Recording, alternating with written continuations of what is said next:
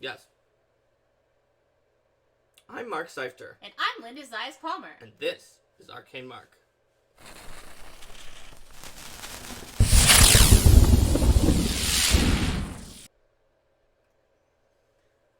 Welcome everyone to another exciting episode of Arcane Mark. Today's topic is GM Tools Small Groups. That's right. For when you have a group, well, some people can consider 3 players to be a small group, but really our focus here is going to more be on those tables with two or even one player. Player or characters. Yes. But, I mean, it's like, it could be both. It's almost never going to be 2 or 1 characters, but more than that many players because of what is going on. Now that you say that, I think that could be fun. Like, really? Where you just have 4 players, but only 2 characters, and they have to like fight about who's playing? No, it's like Twitch plays your character, and then I was like thinking that it was like going to be a summoner and a spiritualist, and you have an extra player to play the Eidolon and the Phantom. Oh, see, like, that's actually a lot more reasonable. Oh, you have to split up the 3 actions. Yeah, Rico says that. Oh, yeah, and do the split up of the 3 actions in a really obnoxious way, too, where it's like... I'm going to start casting this spell. Or, no, it's like we have 3 players and 2 characters, but each of the 3 players has an action. So the first player does the first action of both characters. The second player does the second action of both characters. The third player does the third action of both characters. Oh, you've had extra players playing the followers, and yeah, you can totally do that. Yeah, absolutely. But then those followers kind of are characters, so... Yeah. Or cohorts, well, like, they are a character. Yeah. But it also works well, like, if you have someone who just who doesn't want to be part of the campaign as a whole, and they just want to jump in for a session or 2 to see what it's like. That's true. I've had that happen 2 times. Mm-hmm. Once was someone who just didn't really want to play at all and said that he would just be a voice in the head of one of the other players because... he kept, like, coming up with good ideas, and the other player, the people who were actually playing were like, I don't know, or we're just doing weird things. He's like, no, come on, do this. So I was like, okay, you're now canonically a voice in this guy's head. And then he kept coming and, like, giving the other guy advice, and eventually I was like, do you want to make a character? We can say that voice in the head, like, manifests into a body. Mm-hmm. That was in my, like, first game that I ever ran. And then the second one was someone who just liked to watch and didn't want to play, but he decided to step in. I think we talked about it before, maybe about how incentivizing players. He decided to step in to play someone who was leaving, and when there was people were getting replaced by mirror duplicates, and we needed someone to play mirror version of that other character, and so he just did it, and he did a really great job on it. And then I was like, well, I would give role-playing XP for this, so I'll give it to any character you do create for this game, if you ever do. And he's like, I want to get that extra role-playing XP, so he made a character. Alright, so I think we can start by talking a bit about the table with 3 players and 3 characters as sort of the largest small group, the one that requires the least extra modification. Sure. So what sort of guidance do you have in the core rulebook specifically for 2nd edition for running games? So let's talk about that first. So from a table dynamic, you don't have to do very much different from 4, which is kind of the baseline. You're only off by 1. The core rulebook's guidance tells you specifically that when you're moving up or down, it tells you about how much to remove from the monsters and from the treasure in order to handle that number of players. Just one big item, about a certain amount of gold, and then you're good. Mm-hmm. But it does warn you that as you go down from 4, your party might start lacking in diversity in what types of things they can do and not be able to cover all the bases. Suddenly, the synergies that you can build up start unraveling at a faster rate than you might expect just for the pure number of bodies on the battlefield. Mm-hmm. When you're at 3, that hasn't necessarily happened yet. It depends on if your group was already pretty unbalanced and the person that they lost would have been the one that was different. So, as an example, in one of our games, we have a swashbuckler, a brawler. It's actually 5 characters. Mm-hmm. A swashbuckler, a brawler, a kineticist, a harrowed medium, and a shaman. And even though it's 5, if we lost that shaman, the group would be in major hot water. Oh, yeah, totally. Because of the fact that... Healing? What healing? Healing? What healing? Spell support? Well, I hope the harrowed medium can do it, but is a 4-level spellcaster. Mm-hmm. Or the water kineticist if you need water moved around. Yeah, well, the one thing the water kineticist is very good at is moving water around. Kineticist is amazing and has been known to be called by the rest of the group as our secret weapon. Mm-hmm. But some just certain spell casting that enabled our entire sneak on enemy ships and capture it in Skull and Shackles.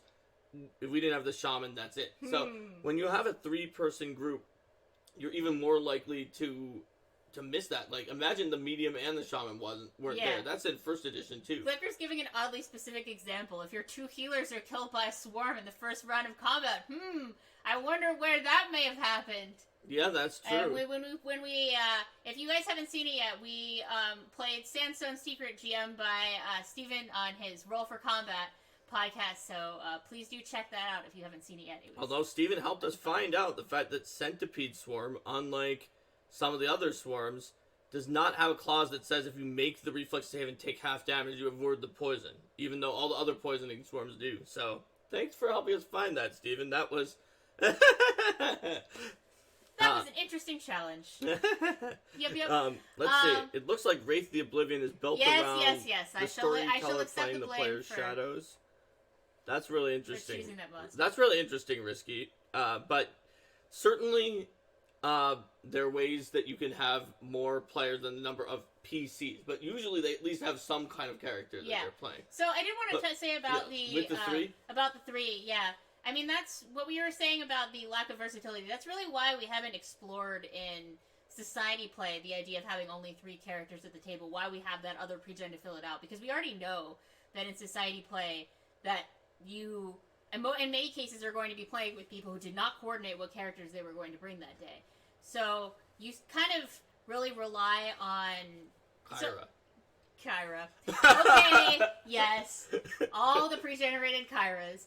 But the idea being that an organized play table is going to be even more trouble adapting to that, and the scenarios themselves would then have to have even more protections against not having certain aspects to fill those roles.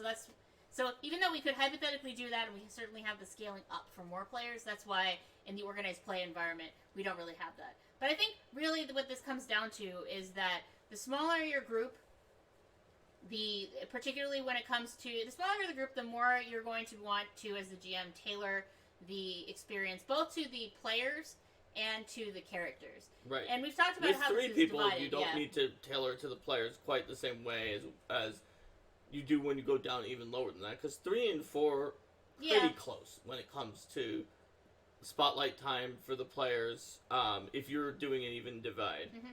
So, should we talk about low character number first? Low player number. I think maybe we should go from 3 down to 2 down to 1. Sounds good. In terms of players, and then talk about what... we can also talk separately about, hey, low players, this can mean that they can play multiple characters. What do you think? Sounds good to me. Alright, so with 3, like we said, it's pretty normal. I mean, you can also do like Pathfinder Society does and just flat out add Kyra. I think no group has ever been weaker for just adding an extra Kyra onto it. Let's see, what is Luis saying? He's running Ruins of Aslan for 3. The action economy is challenging. 1 fewer person means there's 1 less person to attack, heal, or do any battle tactic. And having to tend to important stuff like that steals away from letting the players do one thing they're really good at. Yeah, because the smaller your group gets, the more you have to fulfill the roles that have to be filled, and then not necessarily do your niche. So, Steven from Roll for Combat is giving us a serious tone, he says. Oh man, a serious tone. They used Jade Regent with only 2 characters and used a Gestalt option, which is a 3.5 variant that is similar to the Game Mastery Guide Pathfinder 2nd Edition variant dual classing, where you get abilities from 2 classes to help with the versatility problem, but he still wound up running into a problem that this not just gave versatility, but also just made them morbidly powerful at high levels and destroyed everything. So that is something of more of an artifact of Pathfinder 1st Edition, combined with the way that those combined classes not only would give you twice as much versatility, but you could pick 2 non-versatile classes and just get all the combat stuff synergizing non-linearly into a destruction machine. Yeah. So I would recommend, if you do and we'll get to this option, but if you do want to use dual classing from Game Mastery Guide or any of the other things we've announced, that you consider what we said in the Pathfinder Friday announcing it, which is curtailing options that allow you to combine double power options to become more powerful. Instead, use it solely for versatility. Yes, so that you run less into the issues like Luis was talking about there, where characters are required to do certain tasks that are nobody's niche. Right, and also one thing Luis didn't quite say, but I think he was getting at is, suppose that you have a sort of a gimmick encounter where you're doing stuff and then people can like take an action, let's say bail water out so that the boat doesn't go down, or put out a fire. That might be the first encounter in a famous adventure. Or a complex hazard. Or a complex hazard, right? So the problem is that you lose more of a percentage of everything that you have, the fewer characters there are. And you have to really take that into account. Because if you need someone to be bailing out the water, or anything we talked about in our Dynamic Encounters episode, that takes a huge percent of a 3-person group. And the 2-person group, or the 2-character group, is already at a point that's very dire and very tippy. So you want to look very closely at how you construct those sort of complex hazards or dynamic environmental factors, so that either you strongly limit how many checks it takes, how hard it is to overcome them, or you consider basically that you have vastly fewer characters. Right. Whenever you're balancing anything else that they're facing. Oh, thanks for subscribing, Stump Monkey. But yeah, that's why in the core rulebook for Pathfinder 2nd Edition, we say that when you're going down, you might want to reduce it by more than what it says, because of the reason Luis said, the reason that we were saying, which is you lose versatility and you lose overall flexibility and you lose resiliency. Let's go down to 2, because we're going to go down to 2. That's a good place where that comes in. 2 players, let's say you only have 2 characters. When one of your 4 characters goes down from a freak weird thing that drops them unconscious, okay, you still at 3/4 capacity. You can try to get them back up or just finish the encounter. With 2 characters, if one of them goes down, you've lost half of everything. Yes. And even if you bring them back up, in a 4-person group, let's say, one person goes down, one person spends their turn getting the other one back up, you do half of your stuff anyway, and then everyone's back. But then in the 2-person group, if the second person brings them back up, bring them back up, then the enemies get an entire turn on you. Yeah.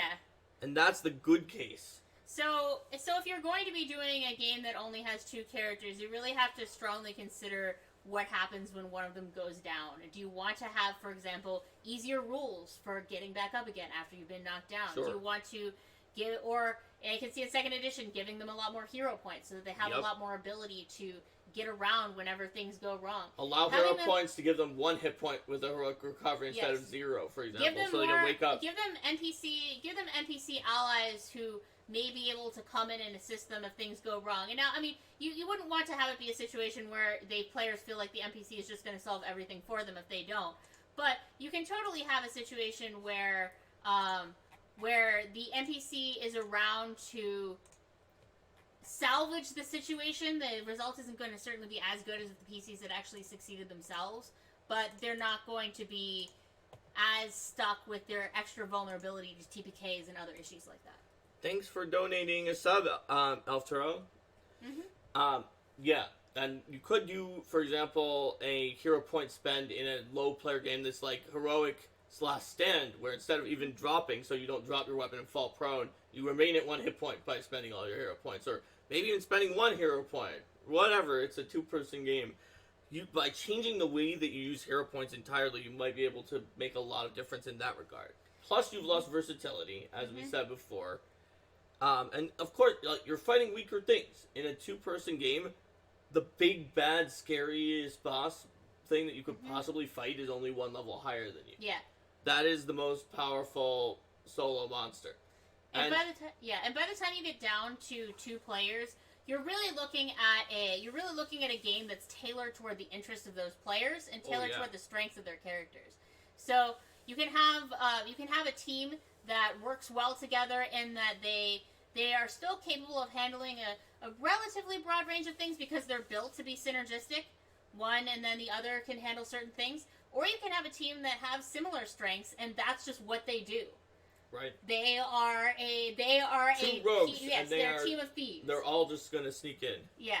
or they are a pair of adventuring wizards who are handling a variety of magic-related tasks. That one's going tasks. to be rough in some ways. That is going to be rough in some ways. Well, anytime that you have the low table count, or no, anytime you have the low character count, you're going to have your own issues that are coming up. But with those few of hit points and 2 people, they're very glass cannon. You have to think about what you're going to do. Well, you may well want to give them more hit points in that case. There is one thing the wizards can do, which is if you have a group that builds towards knowing it's a 2-person group, and that, like, for example, if you know that the only things you could ever fight are going to be your level +1 or lower, guess what?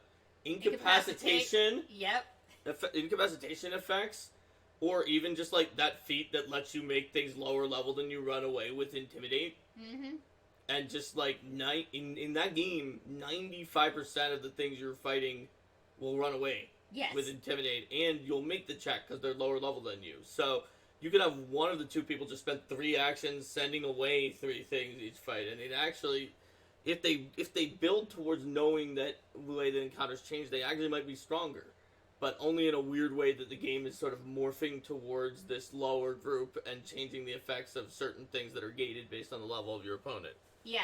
Well, this gets really specific into 2nd edition as opposed to other game systems. But in general, looking for making sure that players are selecting options that allow them to be.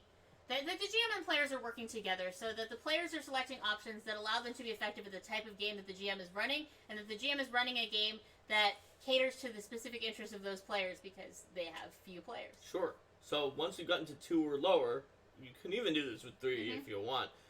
We really get to the point where maybe players can control more characters. Mm-hmm. So if 2 players each control 2 characters, and they're good at sort of emoting the different characters and make them feel different, that can be combat tactically fine. It also gives, since you have so much spotlight time to share to each person, it lets the person who's playing the 2 characters sort of play a little differently with their spotlight time.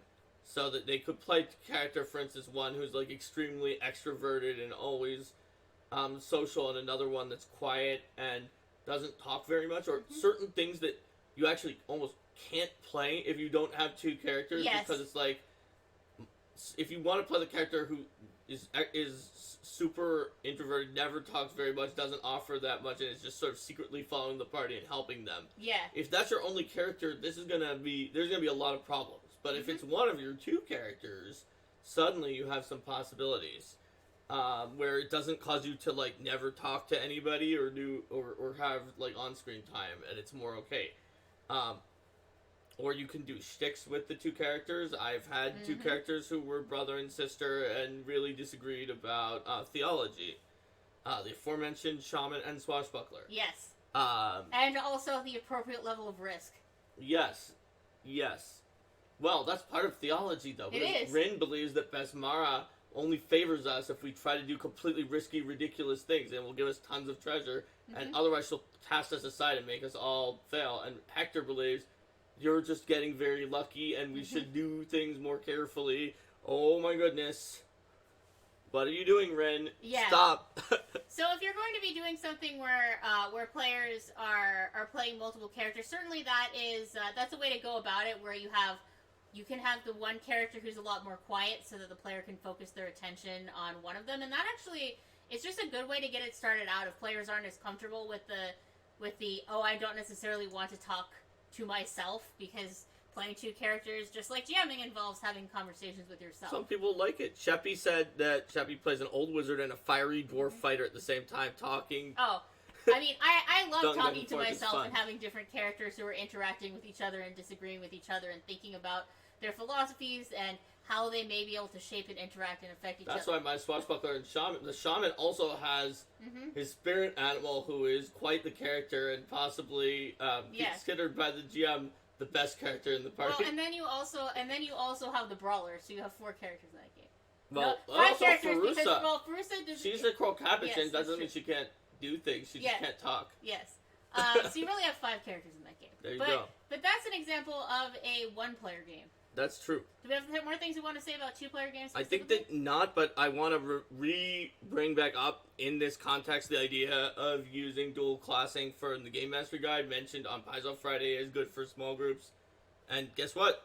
We were right on Paizo Friday. It can be good for small groups. It gives you some more capacity, and it has some advice for you, like we said on Paizo Friday, about how to not get the situation Steven Glicker said where you didn't get more variety, but instead just pick two of the same thing, and they're like, gosh, now this is just a barbarian with all the bonus damage of barbarian, all the accuracy of fighter.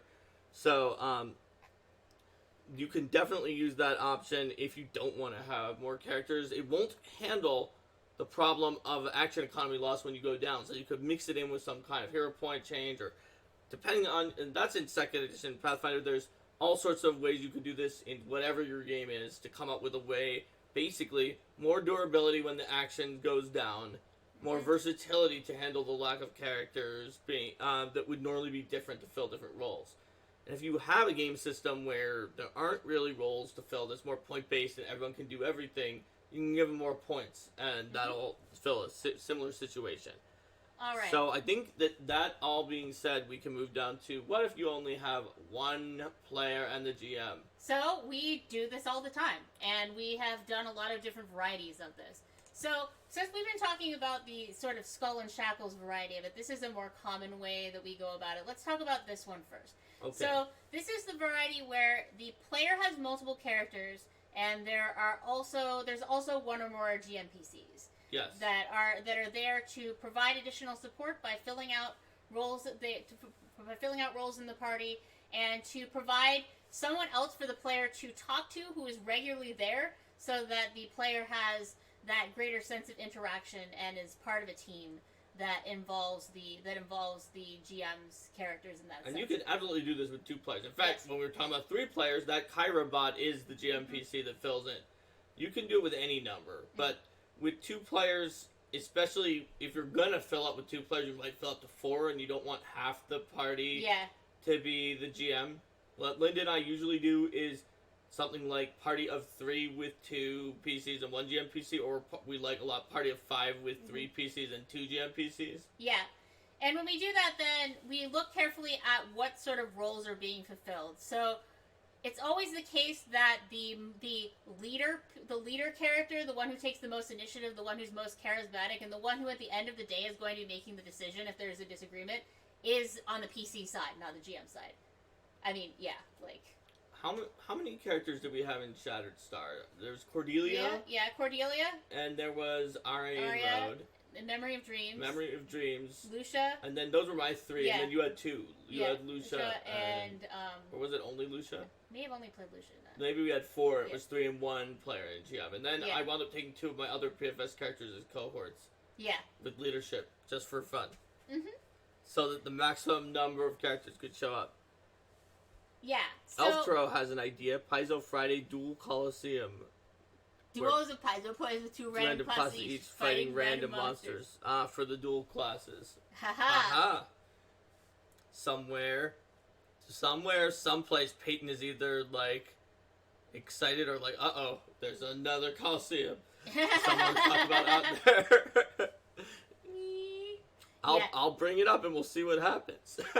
So with that sort of model, you have the interactivity between your characters, you have the interaction between the GM and the player, and particularly when you get down to 1 player, like, that player's gonna get stalled out.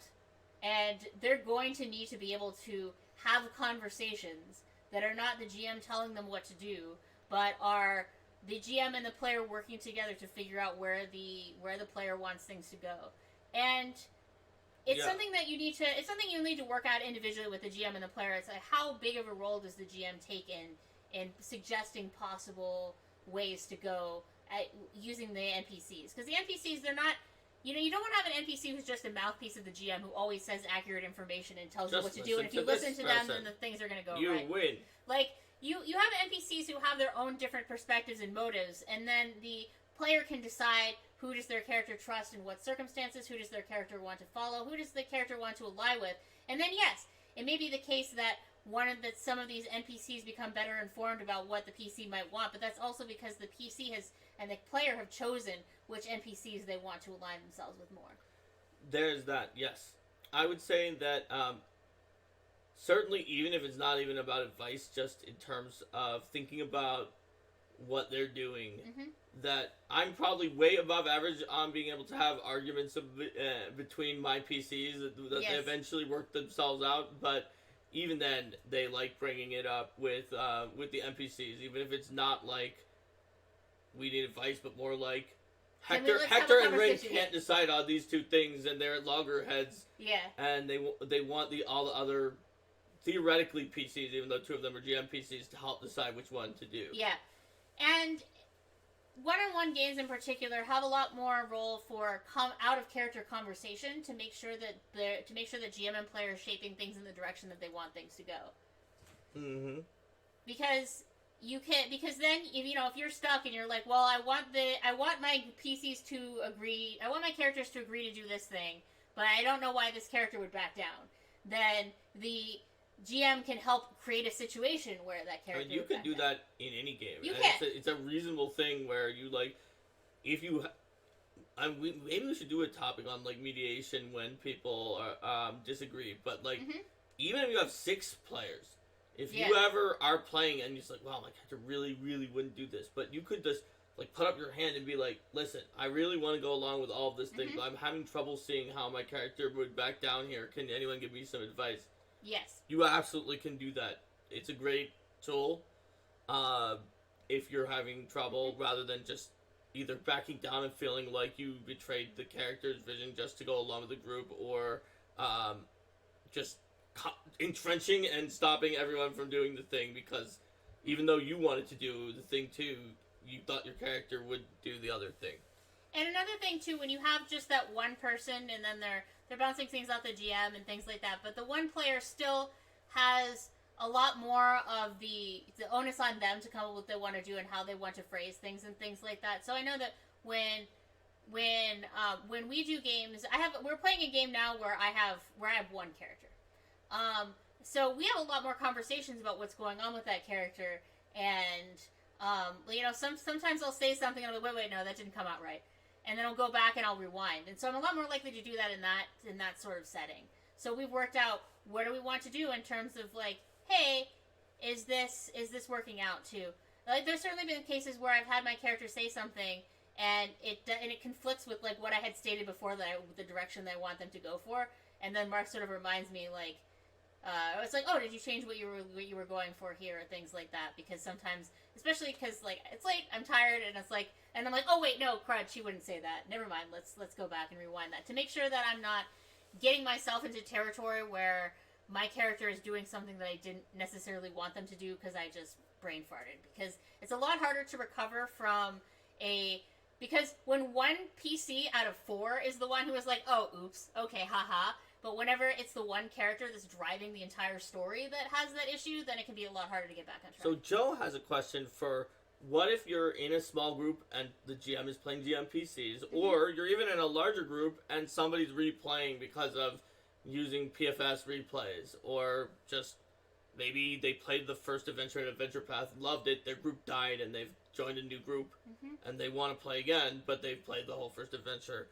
How do they participate without spoiling things for the other players? And Joe says his group, and this is a big default a lot of people do, just sort of go into coast mode all the time about any decision and just follow along.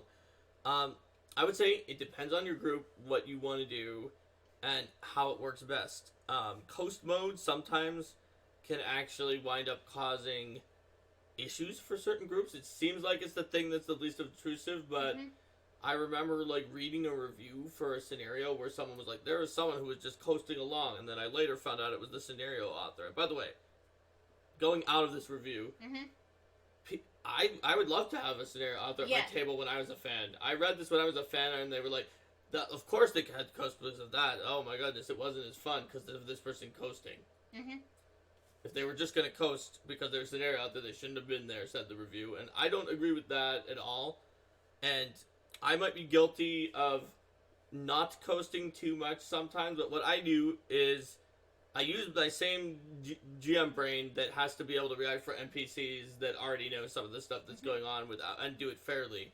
And I stay true to what the character would have done if they did not have any of that information whatsoever from the adventure. I will chase down false leads that I would have normally chased down. I try to think back to when I was first experiencing the adventure, what false leads I thought of as a player. Then I think, does this character also follow those false leads? Would this character take that action I took before? If not, what would they take? And I try not to give anything away by intentionally doing the wrong thing or intentionally doing the right thing. I just do exactly what I would have done if I had never experienced that. Yeah, but in terms of how you go about doing that, I mean, I think it's about immersing yourself in the character, what the character sees, and how the character would react. One strategy that I use for that sometimes is I try to imagine I try to, whenever I see a situation and I know, let's say that I know that behind this door is trapped, and behind the door there's going to be this dangerous encounter. Well, I'll try to imagine what does my character think is behind that door when she looks at it? We haven't had any indication that it's trapped. So, and I haven't checked any of the other doors in this area very carefully. So, I have no reason to check this door very carefully. It could have treasure behind it. Or on the other tone. So I look at sort of, is my character being consistent in the way that they respond to things, assuming that they wouldn't have that other knowledge? How cautious are they overall? If my character's very cautious, they're probably going to check the trapped door. But they're probably also going to go around checking every other door, or doing other things that are being more careful. Or if they're more incautious, they're not going to check the trapdoor, but they're also not going to carefully check all doors except the trapdoor, so that they bumble into it. So I would say having a character that has a strong personality, a strong sense of what they do and how they react to certain situations, and then sticking to that. Are they someone who tries to be friendly with new people they meet? Then they're going to be friendly with the NPC who is secretly a spy for the PC's enemies and might cause them issues. But they're also going to be friendly with other people who might be secretly allied with them, or someone else. Or even just the NPCs they're supposed to talk to. Yes, instead of just being, I'm not going to talk to anybody, or just I'll let you guys decide. They'll talk to everybody if that's what they would normally do, and that might help the group. It might not, and the group could try to convince. Generally, if I'm going to do something that I would normally do that I know is bad for the group, and the group is trying to tell me not to do it, I will be more easily convinced than if I didn't play the adventure. That's the one thing that I'll do, because I don't want to screw everyone else over because people also once I know it's screwing them over to go to do it if they specifically didn't want me to. Also, because once people know that you've played an adventure, they may assume that you're metagaming in their favor, so that if you metagame against their favor, then they'd be more likely to, It's a problematic situation no matter what, so I would say try to avoid it if possible, which is, it's difficult. It's why there's always the tension between the people who just want more and more replays in an organized play, and people who have issues with exactly things like this. Even if your replayer is fantastic and the experience is great for the new people, as the replayer, it can be really nerve-wracking to try to do it right. Yeah. Trying to make sure that you are creating a good experience. I mean, personally, I often play characters with low charisma, or at least one low mental ability score when I'm replaying, so that I can lean back on that low mental ability score as a justification for why they're not doing certain things, and I can be true to that character while also not being the person who is figuring things out. And, you can't, the problem with replaying is you can't get it right every time, or even just for all the people. There's one time I replayed a scenario, and, 3 people were just really laughing at what my character was doing, just having a lot of fun. We were doing well, overall. And just we're so happy that I can't believe you replayed that adventure. It just felt really natural. And one of the people was like, I feel like since you were replaying it, you should have just backed off and done the sort of the standard thing. You should have said nothing, because some of the things that your character did helped move the plot forward. They were usually pretty obvious, talking to the person that the Pathfinders told us to talk to, but that person felt like I did something wrong there, and so for that person I did. And there's no right way, because that person and the people who wrote that review of whatever scenario it was are literally at odds and cannot both be satisfied by a replay. So yes. So that being said, the GM in a small group has the same exact situation when they're bringing in new characters. Fortunately, when you have a small group, you don't probably have that one guy who comes to you afterwards and says, I think you should have done something different, because you can just agree. Yeah, you can agree what level of information the GMPCs are going to give, what level of involvement they have.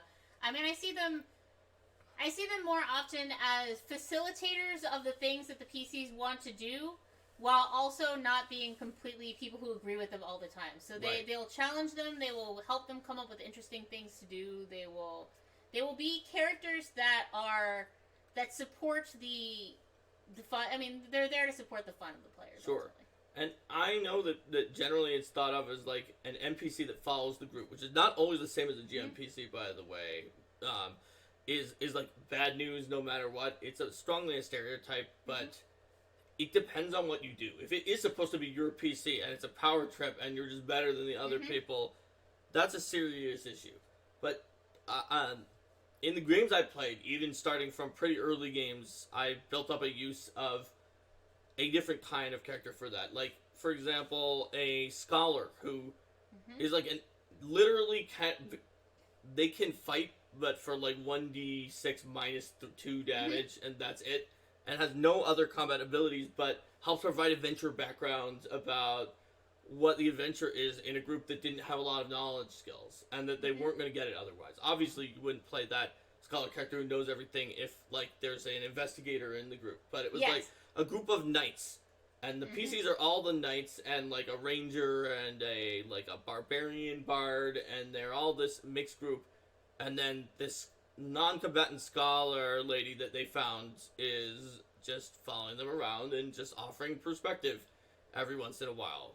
Like, you can actually have, that could be its own topic of bringing NPCs along with the PCs, not because you have to, because it's a small group, but just because you feel like it, and doing it in a way that adds rather than causes the stereotypical, oh no, it's a GMPC, and now they have commanded and controlled the party and have 5 Great Worm Gold Dragons and rings of wizardry and wishes. Yeah, I mean, I think the main thing to keep in mind is just those GMPCs are there to support the party. They're there to fill in the gaps.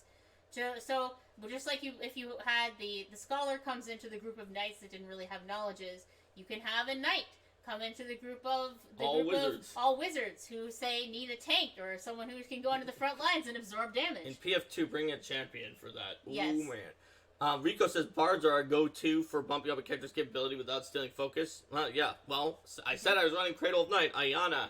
I've converted her to Pathfinder 2nd Edition as a Harmonized, Inspire Courage, Inspire Defense bard.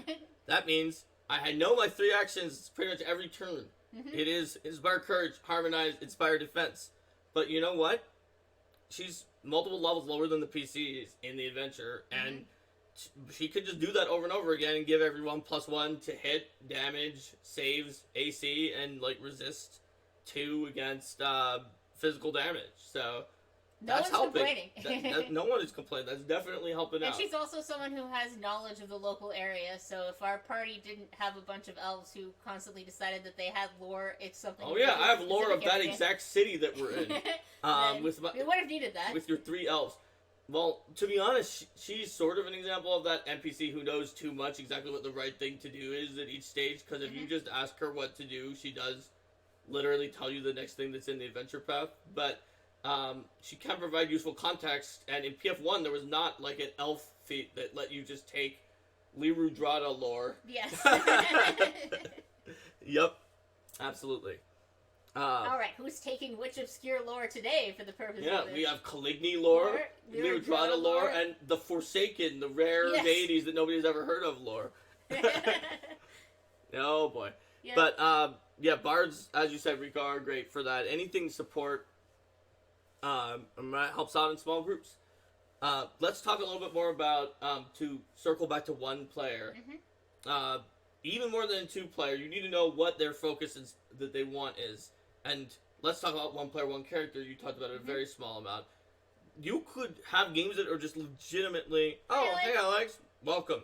you can have games that are just legitimately very different with Mm-hmm. one player, one character. Like, you want a game that is like a stealth game that you would play, like Assassin's Creed, where your character's just going around as a rogue, sneaking around by yourself.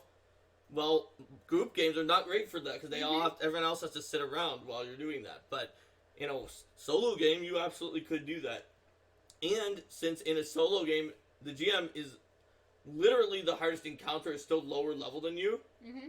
If you have incapacitation moves, they're gonna work on everything that you ever fight, unless like the GM gives you allies and it's not really a solo game, and then throws more things into it. But I mean, the GM giving you allies, they do not necessarily have to be persistent allies. Oh, sure, the but same for allies that as their particular things. fight, it's not a solo Yeah, fight. for that That's when you particular fight fight, the harder things. Like, I mean, the one-on-one game we're playing, or the one player game now we're playing is a political intrigue game set in the Unseelie Court. So my character often has other allies that are at hand, but exactly which allies that is, or enemies who helped you, and then you have debt to them. And also, and well, then you hadn't paid back your debt to her yet, and so she didn't want the assassins to kill you. But then there was that other debt. Anyway, yeah. So I think that and then with that character, it's very much that my character will have other allies and enemies, but who are with her at certain times. But that's going to be very much shaped based on who she's working with at the time and who she's scheming with, and that makes sense. That's right. It's a spin-off game of our other solo game where that I'm running, where Linda has 2 characters, and I have originally 1 character, but they've got some allies that are usually with them now, so probably at least 2, because of that assassin who tried to kill them, and then Linda's character used weird mindscape things to go into her mind and rewrite her memories so that she would join the party. Yeah, not all my characters are necessarily good in that game. Yeah, Linda, your fighter is pretty sketchy. Yep. Fighters often do things like use weird mindscape powers to go into people's minds and rewrite their memories. Yep. I mean, that's what I'd expect from a fighter, right? Oh, forbidden demon magic. Anyway, everyone likes demon magic, Linda. So no side effects. Clearly not. So, do we have anything? We're squirreling pretty hard here. Did you have anything else? Well, no, it's not though, because we're talking about solo games. We are talking about solo games, but we're talking about the plot of one of our solo games. So it's a soft squirrel. Okay. It's a fuzzy little squirrel. Okay. But boom, squirrel. Okay, so let's see. I think we've mostly given a lot of tips for your 3-player games, your 2-player games, your 1-player games. Yeah, like I really like Joe's question about the fact that small player games and also replaying games are gonna have innately that sort of knowledge that you and how to not use it, or at least try to make a character that's really compelling.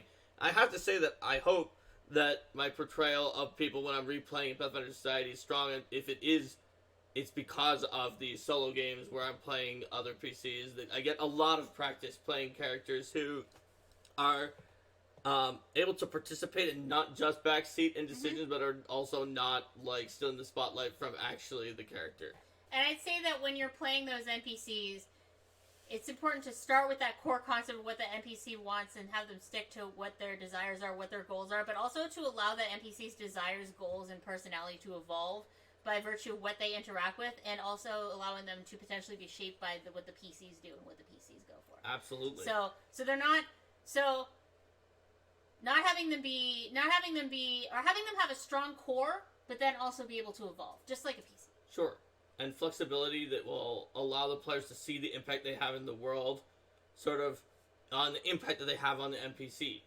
Because they're doing all of these sketchy things, maybe the NPC is deciding, these are my friends, and they start becoming sketchier too. And when the PCs see it, when the 1-player or 2-player see the NPCs start doing it, they're like, why are they... Oh, yeah, that's me. I'm a bad influence. Oops. Am I a bad influence? So there's a question here from the Discord. There's one from... monster AoE. Should you modify monster AoE abilities for small groups because AoE damage is less effective with fewer PCs on the field? I don't know if that's actually true, because if you consider it as a percentage of how many players, how much of the group's total hit points it's dealing, it actually could be more powerful because in that sense you are less likely to have an AoE that can't hit everyone, right? You can have an AoE that's like, oh yes, I can hit all 3 people versus hitting 3 of the 4 or 4 of the 5. It depends on where they're. It certainly depends on the position. It is less powerful than an AoE that hits everything. Yes. Innately, just for the same reason that when you're fighting a solo boss or fireball isn't as good, well, the one PC is the solo boss. And so, if you have a group with one person and they have one character, AoE spells are not as strong. Yeah. Even with two, they usually are prorated so that, like, they're not super great if you can only hit two. So, I wouldn't necessarily alter them, though. I would just note that they're not good for that, just in the same way that incapacitation effects are much less effective against small groups from the monster side, because they're always lower level than the PCs, and they're super effective against large groups in the same way that they're effective against mooks. Yeah. So you just have to know what's strong, and the dragon is no chump. Like, they don't rely only on their breath weapon. If they see there's only one person, they're going right in for a full attack. Unless they feel like it's like a land-based champion who has bad reflex compared to the other save, and maybe the breath weapon is still a good call and stay in the air. But other than that, yeah, they might go in and make the attacks. So, Wither King says, freeze, hand over your less sheet designs, and nobody gets hurt. One thing would be, what consideration might a GM want to think when the group is only small because of an attendance issue? Like, what happens if only 3 of your players can make it? Oh, that's a tough one. So, we definitely have players whose availability has changed a lot. They're less across the globe now, but they have been.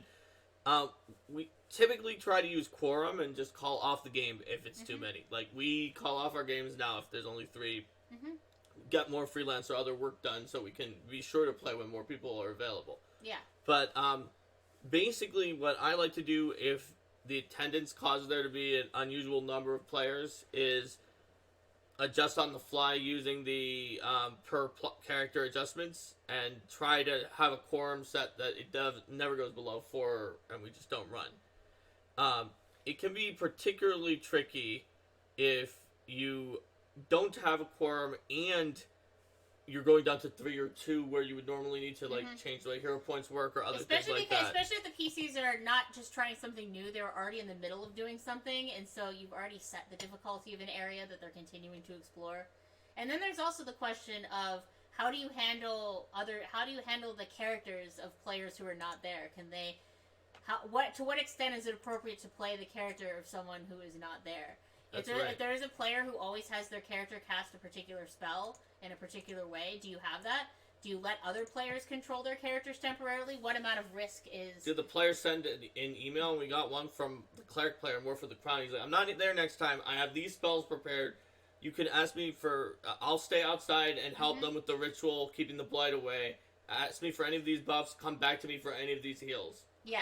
And if the player can give that kind of guidance, it's great. But because otherwise you end up in these weird situations where you have to try to explain away, like, they went to go do this other thing and they're not here. And sometimes there's a lot of clear explanations for that, where maybe the PC whose player isn't there, it was the one who stays behind to protect the blank, right. Or the one who goes off and does set of errands that the PCs realize, who does all the shopping for the PCs so that they can keep going with the adventure and know that the stuff will be back the next time. So Rico has a group of 5, quorum 3, with 2 highly intermittent players, usually having the players pick one of the missing player characters to accompany them. So that makes sense. We have a group of 7 players, but we're pretty intermittent, so we usually have like 5. And I think that our quorum changes between 4 and 5 depending on whether it's during a playtest and we want to absolutely play as much as possible. But sometimes we have all 7, and thankfully, scaling is relatively easier now, and I can make fun encounters with a lot of when all 7 of them are here. And especially because we'll have with our time zones and other things like that going on, we'll sometimes have players joining or leaving partway through the session. So it works really well when you have because that character, the primary character of one of the players who often joins late is like a super sneaky character. Yep. So just in game, she has a habit of sneaking around and then just joining in the combat. Well, and she has that feat. Yeah. She has the legendary feat where she's always sneaking at all times unless she says otherwise. Yes. So whenever she shows up, I was like, all right, out of the shadows, suddenly her rogue appears. She's been sneaking behind the enemies. I usually just let her pick any spot on the battlefield for where her character is sneaked up to during that time. Okay, now it's your turn. Now it's your turn. Go stab something. That's one that I think works out really, really well. Because I rarely just take seek actions randomly with my monsters, so they would have no way to have noticed her up until that point. So, yeah, that turns out pretty well. Although one time she appeared on the opposite side of a large battlefield from the PCs, and it was not as advantageous once she took down the one enemy that was there, but hey, worked out. What feat is that, Wither King? It's a skill feat. I think legendary sneak, something like that. Legendary sneak. I'm gonna look up legendary sneak. Legendary sneak. You hide. You're always sneaking unless you choose to be seen, even when there's nowhere to hide. You can hide and sneak even without cover or being concealed. When you employ an exploration technique other than avoiding notice, you also gain the benefits of avoiding notice unless you choose not to. See page 479 for more information about exploration tactics. It's not tell the GM if you're sneaking. It's tell the GM if you're not sneaking. And Rico mentions the least reliable character in their group is the player is playing a bard, so there you it's go. easy enough. Easy to play, easy to NPC them. I think we have multiple legendary sneaks in our War for the Crown group, because they're all spies, because it's War for the Crown. Yeah, it's all fitting. So, does anyone have any other questions, or I think we? Yeah, anything else about small groups? So kind of can be a small, potentially a small episode, because there is a lot that you have to think about. But there's not that much in like time and words that we have to tell you. Yes. It's more of a think about these, figure it out for your group. It's going to be different from group to group. Especially because it's more, exactly. It's like so you're saying. dependent on the group. So group dependent, so dependent on having those conversations. But these are some of the factors to keep in mind. Balancing treasure. Joe says balancing treasure. So yeah, that one, you can follow the advice in Pathfinder 2nd Edition in the core rulebook on removing treasure. But we mentioned this too in the core rulebook. We say, maybe you don't need to because of the inherent difficulties of having a smaller group, being less versatile. Maybe you don't balance the treasure. You give them extra treasure. It even suggests that in the core rulebook. But there is a way to do it. Just keeping in mind that groups that have like party treasure or items that are good for the good of all, that will be proportionally subtracted in a smaller group if you do balance treasure by putting it down. So, and therefore they'll have a smaller fund for like remove disease getting cast or resurrection. So it would be more a matter of taking it. And when I think about it in general for games, and I know you're talking about like 2nd edition specific stuff, but I think about it more in terms of you don't necessarily need to drop as many big powerful weapons if the PCs aren't necessarily going to use those. But whenever you have like consumables coming up in the adventure and other utility stuff, those aren't necessarily the things to take away. Alright, here's one. How could I start a low-level campaign with a unique item that won't break the game? Alright, so that's something that could come up in a small person group, to be honest with you, that we didn't think about. So that's a good question, Wither King, which is using intelligent items to balance out the group. Because intelligent items can sort of just do their own thing. You'll see more about them, like we mentioned in several Pies on Fridays. You'll see more about them in Game Mastery Guide. But you can absolutely use an intelligent item to sort of help out. So if a group is missing a healer and you really don't want to add like a cleric character, you could create like an intelligent healing staff. An intelligent healing staff, or just an intelligent maybe they don't use staves because they're not a healer. Like an intelligent healer's gloves, which is an item in the core that is all about healing. It has its own personality, and it goes like, hey, you should heal everybody. And it can do some of the healer's gloves abilities whenever it wants. Yeah. Maybe when you don't want it to heal people. Yeah. I mean... So... Being unique doesn't necessarily have anything to do with the power level. If this is more of a question of how do you design items overall, then I think that's a lot beyond the scope of this particular topic. But certainly you could have an item with something special, or something that's way above what it should be for its level if you keep that into account. Like, for example, in your standard adventure path, where there's lots of land-bound enemies that can barely make range attacks for a long time, if you gave someone a unique item that just let them fly at first level, then it would be ridiculous. Or a flying mount, then the game is not even fun for anybody. Yeah. Possibly including that player, but definitely including everyone else. But if you're playing in a game that is on that plane of air, where you just know that everything's flying, and all the enemies are flying, and all the PCs are flying, because they have a flying mount that you added in, and you gave a unique item for one of them that just lets them fly, then you know about it, so it's going to work out. So basically, when you give an unusual item and it's not trying to balance for a low player count, make sure look at that other you know. items that exist. Look at the power level of spells. But really, just make sure you know that they have that item, and plan everything assuming that they have it. So if you gave a first level group meter swarm staff, you should assume that everything that they ever fight is going to die. Yes. Well, for a long time. Well, also I lost my train of thought there a little bit. I'm not sure if I'm going to get that back, but I had something else I wanted to say. Okay. What do you remember what I was saying? No. All right. Well, I lost it. Anyway, I think that's good for now. Let's see. Joe Junger says scaling items like from Unchained in Pathfinder First Edition. That can be a way to give an item that goes up. We definitely mentioned in the Game Mastery Guide, Patty's Up Friday, about relics, which are a similar situation. Oh, I got it. Okay. It was about when you're making items, comparing them against the power level of what spells can do in that level, what other items can do at that level, to see if the fundamental effect that they have is something that is generally pegged at a higher level, and that's a good sign that it's probably going to be disruptive. That's right. And sometimes even if it is, it could be okay. Yeah, but even if it is, it could be okay, but that's a sign that you'll really need to think about it much more carefully, and that's probably going to change a lot more, have a lot more fundamental effects on the game. And even if there's something that's an effect that you can do from a spell for a very short duration, having it be a constant thing that's up all the time is very different. Like the difference between being able to go invisible for a minute and being invisible at all times. Sure. And a free scaling item like the broom that Wither King, who asked the question, is mentioning, as Eltro said, and I said, we have a system for that we've revealed will be in Game Mastery Guide that you can use as a starting point to create your own items that scale with the characters, either as an extra thing you give everybody or in place of some of the usual treasure rewards.